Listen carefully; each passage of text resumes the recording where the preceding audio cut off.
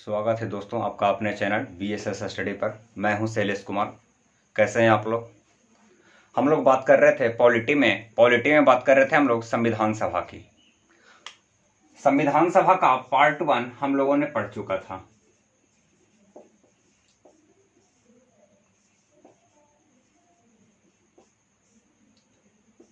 आज पढ़ेंगे हम संविधान सभा पार्ट 2।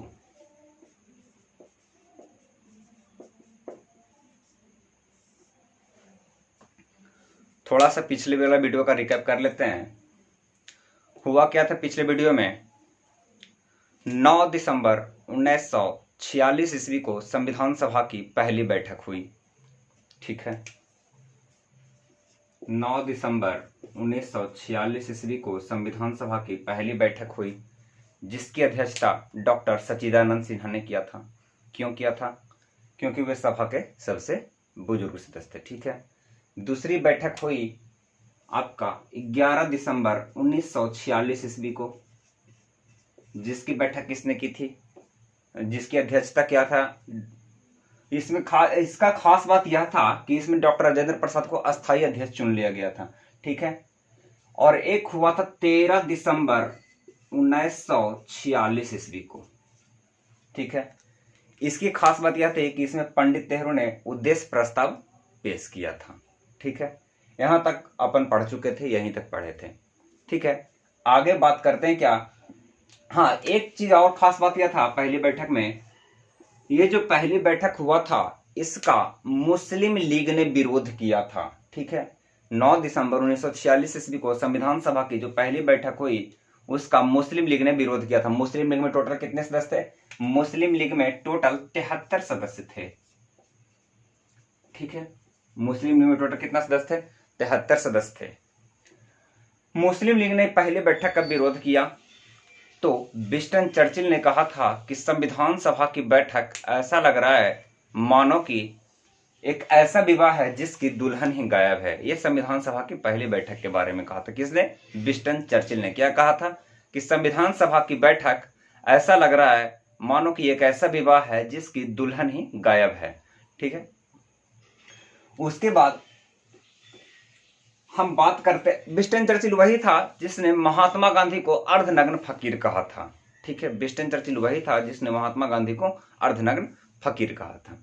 ठीक है, अब बात करते हैं हम भीमराव अंबेडकर की। ठीक है, एक बहुत ही जाने माने व्यक्ति, उनका नाम है क्या? डॉक्टर भीमराव अंबेडकर। डॉक्टर भीमराव अंबेडकर को हम सभी जानते हैं क्या? कि उनको संविधान सभा का जनक, संविधान सभा का जननी दोनों कहा जाता है। ठीक है, डॉक्टर BR अंबेडकर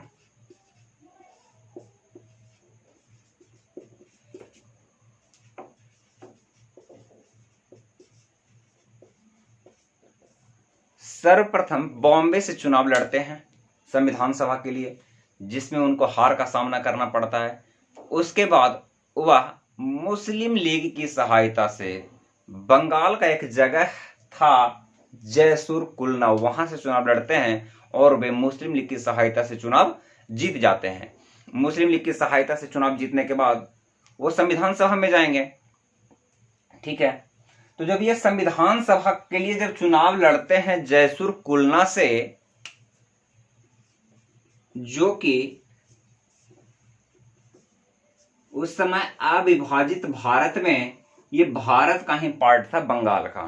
ठीक है, लेकिन जब भारत का जब पार्टीशन होना है, भारत का जब विभाजन होगा, भारत और पाकिस्तान दो देश बंटेगा, तो ये जयसुर कुलना वाला जो जगह है ये चला जाएगा कहां? बंटकर पाकिस्तान में।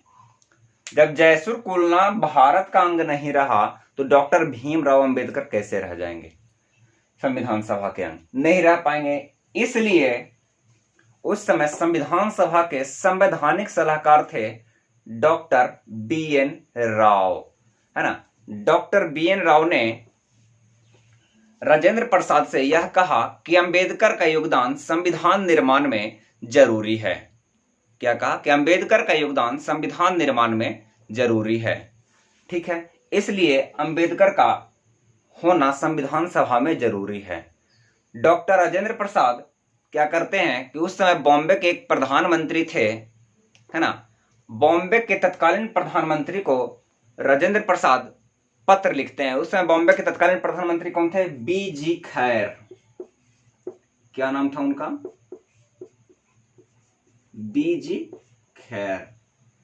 डॉक्टर राजेंद्र प्रसाद जो कि सभा के अध्यक्ष थे, वे बॉम्बे के तत्कालीन प्रधानमंत्री बीजी खैर को पत्र लिखते हैं, ठीक है, कि वहां से बॉम्बे से एक सीट खाली करवाया जाए, ठीक है। तो वहां से एक आदमी थे जिनका नाम था क्या? M.R. जयकर। क्या नाम था उनका? M.R. जयकर। M.R. जयकर अपने पद से इस्तीफा देते हैं। उसके बाद वो सीट खाली होता है और वहां से डॉक्टर भीमराव अंबेडकर क्या करते हैं? चुनाव लड़ते हैं और वो चुनाव जीत जाते हैं, ठीक है। यहां तक की बात यह थी कि राजेंद्र प्रसाद ने, जो कि संविधान सभा के अध्यक्ष थे, उन्होंने बॉम्बे के तत्कालीन प्रधानमंत्री बीजी खैर को पत्र लिखा कि बॉम्बे से एक सीट खाली करवाया जाए और वहां से चुनाव कौन लड़ेंगे? भीमराव अंबेडकर चुनाव लड़ेंगे। तब बॉम्बे के जो तत्कालीन प्रधानमंत्री थे, उन्होंने M.R. जयकर से इस्तीफा ले लिया और वहां से एक सीट खाली करवाकर भीमराव अंबेडकर को चुनाव लड़वाया गया था, ठीक है। एक बात आता है क्या कि संविधान का जो प्रारूप था, संविधान का प्रारूप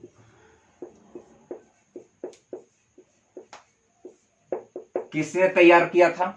संविधान का प्रारूप किसने तैयार किया? ये तैयार किए थे B.N. राव ने।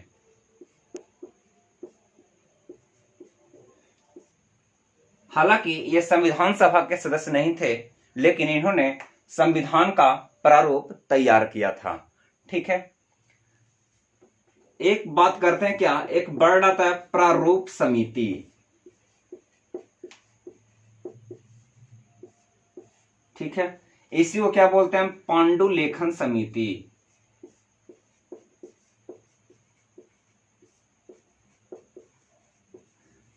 ठीक है, इसी को क्या बोलते हैं हम? Drafting committee.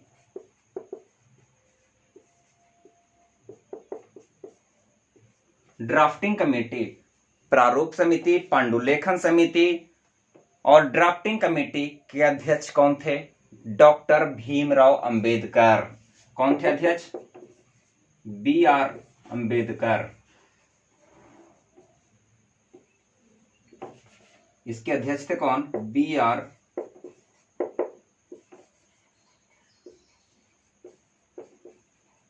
अंबेडकर। ठीक है, प्रारूप समिति, पांडुलेखन समिति और ड्राफ्टिंग कमेटी के अध्यक्ष कौन थे? B.R. अंबेडकर। ठीक है, B.R. अंबेडकर को मिलाकर उसमें कुल कितने सदस्य थे? 7 सदस्य थे। किसमें? प्रारूप समिति में। प्रारूप समिति में B.R. अंबेडकर को मिलाकर कुल कितने सदस्य थे? 7 सदस्य थे। इस प्रारूप समिति का काम यही था, जो प्रारूप तैयार किया गया है उस पर विचार विमर्श करना। ध्यान दीजिएगा एक बात, ये प्रारूप समिति के अध्यक्ष जरूर थे डॉक्टर B.R. प्रारूप समिति, पांडुलेखन समिति और ड्राफ्टिंग कमेटी के अध्यक्ष कौन थे? डॉक्टर भीमराव अंबेडकर। हम बात कर रहे हैं क्या कि डॉक्टर भीमराव अंबेडकर को मिलाकर कुल कितने सदस्य थे? टोटल 7 सदस्य थे। कितने सदस्य थे? टोटल 7 सदस्य थे। किसमें?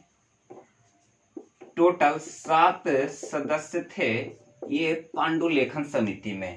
ध्यान दीजिएगा, पांडुलेखन समिति जो है ये प्रारूप समिति का ही एक दूसरा नाम है। ठीक है, इसमें टोटल 7 सदस्य सुन लीजिए कौन कौन सदस्य? डॉक्टर भीमराव अंबेडकर, गोपाला स्वामी अयंगर, अल्लादी कृष्णा स्वामी अय्यर, टी कृष्णा रामाचारी, के.एम. मुंशी, माधवराव, एक और थे कौन? मोहम्मद सादुल्ला। ठीक है, ये टोटल कितने सदस्य? 7 सदस्य थे प्रारूप समिति में। ठीक है, फिर से समझिए, संविधान का प्रारूप किसने तैयार किया? B.N. राव ने तैयार किया। ठीक है, ये प्रारूप समिति या पांडुलेखन समिति या ड्राफ्टिंग कमेटी के अध्यक्ष कौन थे? भीमराव अंबेडकर थे। टोटल कितने सदस्य थे? टोटल 7 सदस्य थे। ठीक है, एक पुस्तक है हिंदू धर्म की पहेलियां। एक पुस्तक है क्या? हिंदू धर्म की पहेलियां। ये जो हिंदू धर्म की जो पहेलियां हैं इसको कौन लिखे थे? भीमराव अंबेडकर लिखे थे। हिंदू धर्म की पहेलियों को किसने लिखे थे? भीमराव अंबेडकर लिखे थे। एक बुक है आपका क्या, एक और है थॉट ऑन पाकिस्तान। क्या नाम है उस बुक का? Thought on Pakistan. ये थॉट ऑन पाकिस्तान किसने लिखा था? ये भी भीमराव अंबेडकर ने लिखा था। लिख लीजिए इसको।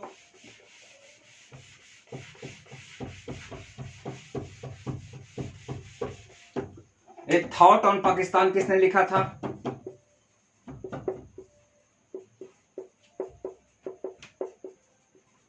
थॉट ऑन पाकिस्तान किसने लिखा था?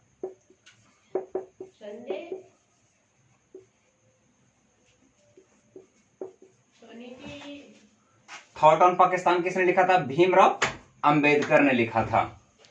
ठीक है, थॉट ऑन पाकिस्तान किसने लिखा था? भीमराव अंबेडकर ने लिखा था। एक और पुस्तक था क्या, उसका नाम था क्या? हिंदू धर्म की पहेलियां।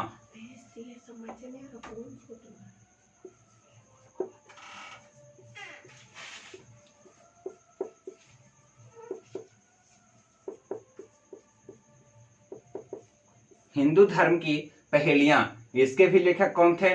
भीमराव अंबेडकर थे। और थॉट ऑन पाकिस्तान के लेखक कौन थे? भीमराव अंबेडकर थे।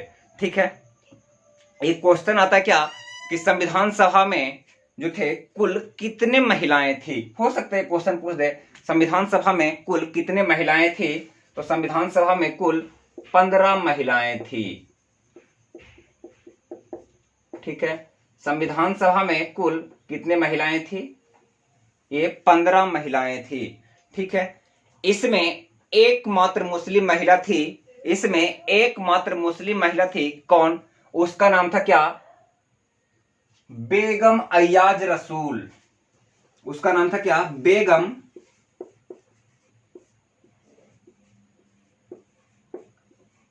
अय्याज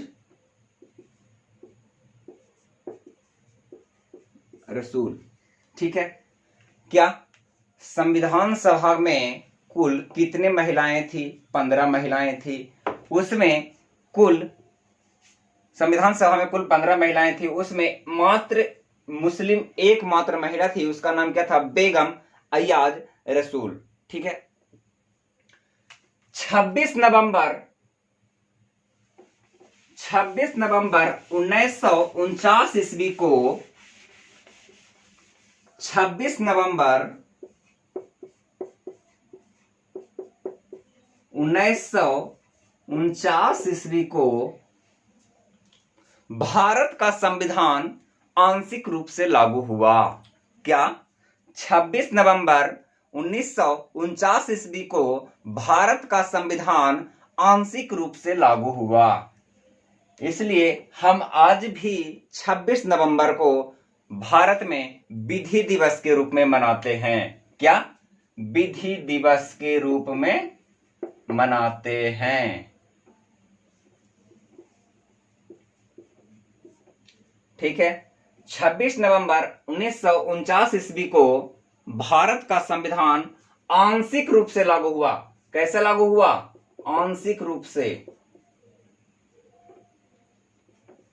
आंशिक मतलब थोड़ा सा लागू हुआ और थोड़ा सा क्या छोड़ दिया गया, है ना? आंशिक रूप से लागू,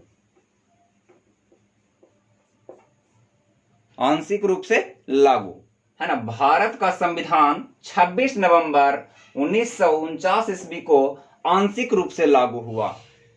इसमें हुआ क्या कि कुछ अनुच्छेद को लागू कर दिया गया और बाकी के अनुच्छेद को छोड़ दिया गया। क्यों छोड़ दिया गया ये भी बता रहे हैं। ठीक है, 26 नवंबर 1949 को भारत का संविधान आंशिक रूप से लागू हुआ। हम आज भी इसको विधि दिवस के रूप में मनाते हैं। हम आज भी इसको विधि दिवस के रूप में मनाते हैं। ठीक है, इसमें कुल 16 अनुच्छेद लागू हुआ था। किस दिन? इस दिन 26 नवंबर 1949 को कुल 16 अनुच्छेद लागू हुआ था। ठीक है, कहीं कहीं आपको देखने को 15 भी मिलेगा। ठीक है, इस दिन कुल 16 अनुच्छेद लागू हुआ था 26 नवंबर 1949 को। अब बात समझिए क्यों 26 नवंबर 1949 को आंशिक रूप से लागू हुआ। ठीक है, 26 नवंबर 1949 को चाहते तो पूरा भी कर सकते थे, लेकिन इसका कारण है, क्यों? इसका कारण है कि इसको पूरा नहीं किया। इसलिए नहीं किया क्योंकि हम सभी जानते हैं क्या कि 26 जनवरी 1930 को भारत में प्रथम बार स्वतंत्रता दिवस मनाई गई थी। लेकिन कोइंसिडेंस हुआ क्या कि जब हमको आजादी मिली उस समय 15 अगस्त का समय था। ठीक है, 15 अगस्त 1947 था जिस समय हमको आजादी मिली थी, जिस दिन हमको आजादी मिली थी। तो कहीं ये 26 जनवरी 1930 को जो ये प्रथम बार स्वतंत्रता दिवस मनाया गया था, तो ये जो डेट था आपका 26 जनवरी, कहीं इसकी महत्ता खत्म ना हो जाए, कहीं इसकी महत्ता खत्म ना हो जाए, इसके लिए 26 नवंबर 1949 को भारत का संविधान आंशिक रूप से लागू हुआ और पूर्ण तरीके से 26 जनवरी 1950 को भारत का संविधान भारत में पूरी तरह से लागू हो गया। ठीक है, संविधान लागू होने का मतलब क्या है? संविधान लागू होने का तात्पर्य समझिए, क्या तात्पर्य है? यह तात्पर्य है कि उस दिन से भारत में भारत का अपना एक कानून होगा। क्या? उस दिन से भारत में भारत का अपना एक कानून होगा। ठीक है, क्या? 26 नवंबर 1949 को आंशिक रूप से लागू हुआ भारत का संविधान।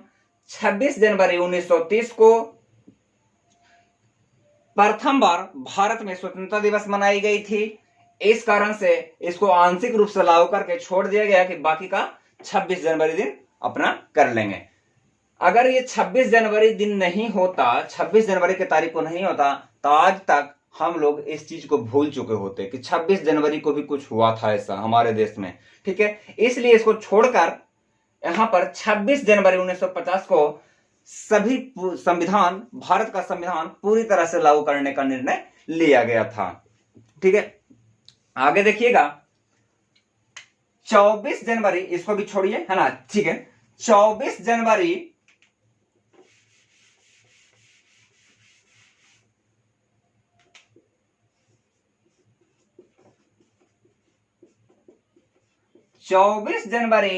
1950 को 24 जनवरी 1950 को क्या हुआ? संविधान सभा की अंतिम बैठक हुई।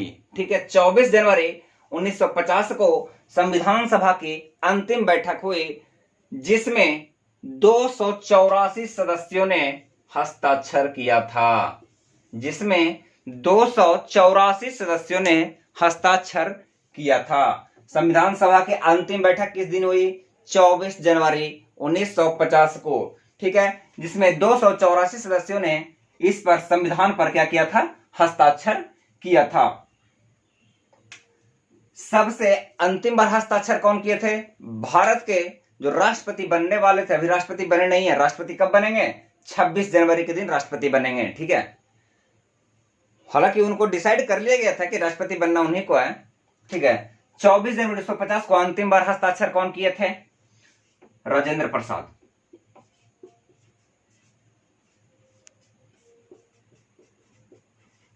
प्रथम बार कौन किए थे? पंडित जवाहरलाल नेहरू। ठीक है, प्रथम बार कौन किए थे? पंडित जवाहरलाल नेहरू। और अंतिम बार कौन किए थे? राजेंद्र प्रसाद। लास्ट में, है ना, राजेंद्र प्रसाद लास्ट में सिग्नेचर किए थे।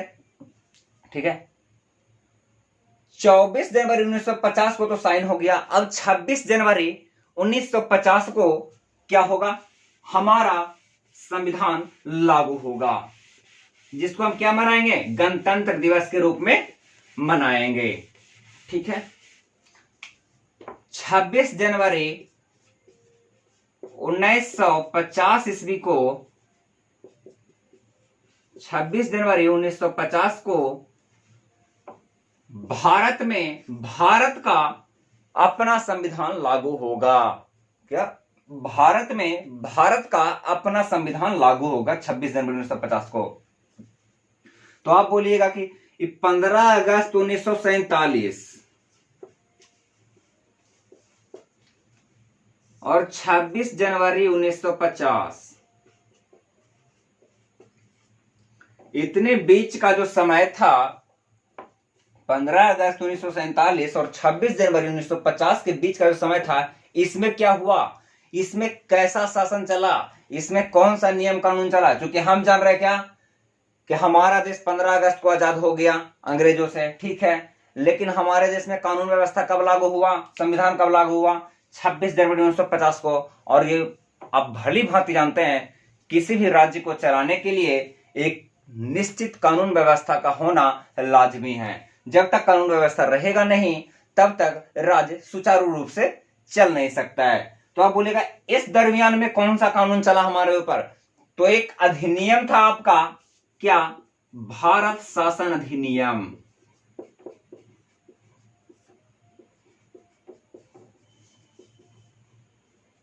भारत शासन अधिनियम 1935। भारत शासन अधिनियम क्या, 1935। ये 15 अगस्त 1947 से लेकर 26 जनवरी 1950 तक हमारे ऊपर भारत शासन अधिनियम 1935 का कानून चला था। ठीक है, हमारे ऊपर 1935 का कानून चला था। ठीक है, एक क्वेश्चन आता है क्या, ठीक है, इसको मिटा देते हैं। हमारा जो भारत का जो संविधान है, भारतीय संविधान है, क्या इस भारतीय संविधान का कोई शीर्षक है? भारतीय संविधान का शीर्षक, भारतीय संविधान का शीर्षक क्या है? क्वेश्चन आपसे पूछ देगा कि भारतीय संविधान का शीर्षक क्या है। ठीक है, तो भारतीय संविधान का शीर्षक क्या रहता है आपका? भारत का संविधान।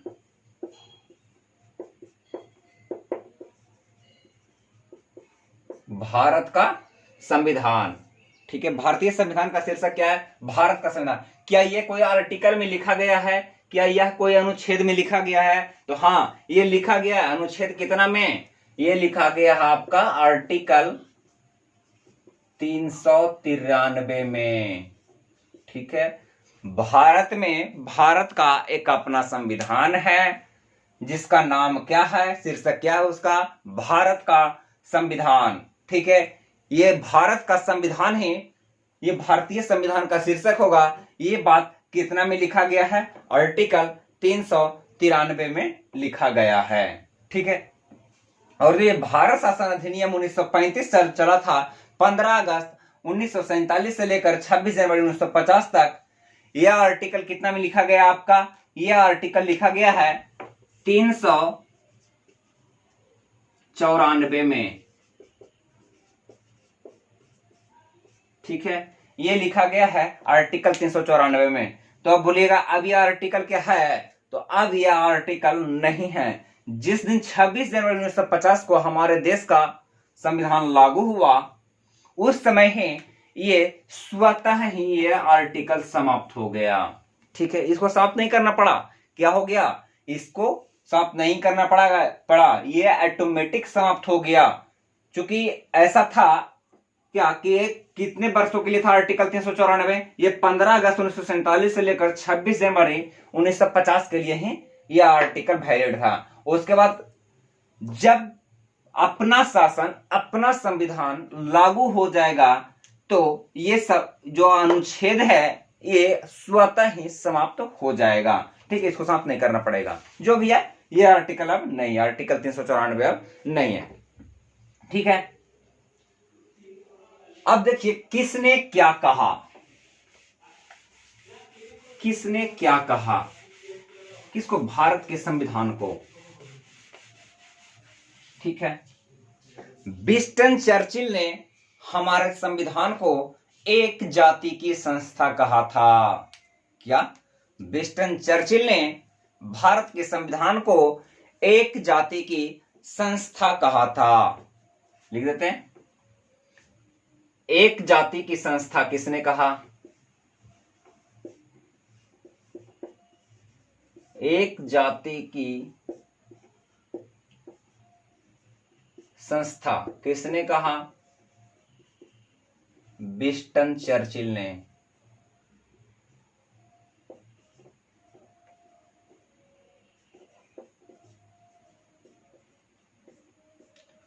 विंस्टन चर्चिल ने क्या था, भारत के संविधान को एक जाति की संस्था कहा था। एक व्यक्ति थे लॉर्ड साइमन,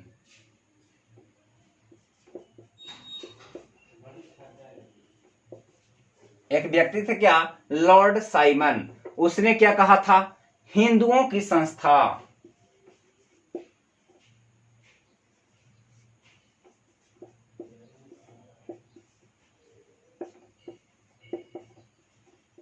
क्या कहा था, विंस्टन चर्चिल ने हमारे संविधान को एक जाति की संस्था कहा था। लॉर्ड साइमन ने हमारे संविधान को हिंदुओं की संस्था कहा था। क्यों कहा था हिंदुओं की संस्था, समझिए।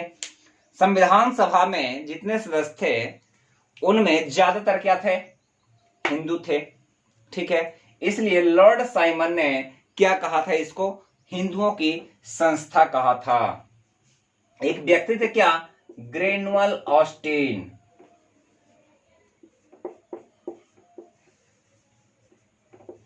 एक व्यक्ति थे क्या, ग्रेनुअल ऑस्टिन। एक व्यक्ति थे क्या, ग्रेनुअल ऑस्टिन। इसने क्या कहा था कि संविधान सभा का मतलब कांग्रेस है। क्या कहा था इसने कि संविधान सभा का मतलब, संविधान सभा का मतलब कांग्रेस है। मतलब संविधान सभा का मतलब कांग्रेस है। ये किसने कहा था, ये ग्रेनुअल ऑस्टिन ने कहा था, ठीक है।